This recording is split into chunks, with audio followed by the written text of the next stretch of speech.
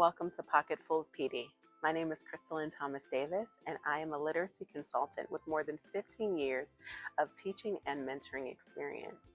I taught in Ghana, South Korea, and the United States.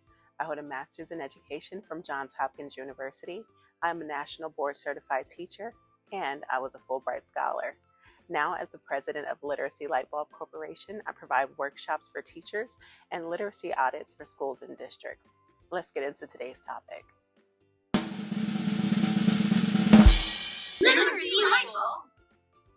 So today we're going to talk about classroom management strategies. This is important because if the room is chaotic and the kids don't feel comfortable, then it's very difficult for them to actually learn the material. And of course, that's our goal. So I just have a few tips, a few strategies to help you make sure that you can manage your classroom. So the first one is to really lean into conscious discipline. So this is where you just focus on what you want and not on what you don't want. So you reinforce those positive behaviors. You have structures in place. You have things in place that actually affirm the children so that they want to be there. The second tip, of course, is designing your physical environment. So that can go from your seating to actually painting the room to your posters to your color. One of the things that I used to do as a teacher is when my students would come in, I would only have one light on and the other two would be off so that I could actually regulate their mood, get them into the actual routine of coming into my classroom and starting on their journal.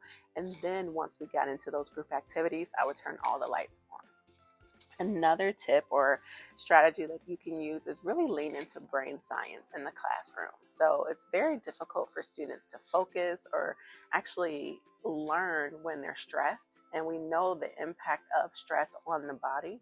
So even just having routines and things to help them so that when they're stressed or they're anxious or they don't know what to do on a particular topic or on a particular assignment, you have those structures in place to help them. So you have a calm down area, you have a buddy at their desk, you have opportunities for them to step out of the classroom and then come back, right? So you have all those things in place to actually help them to decompress.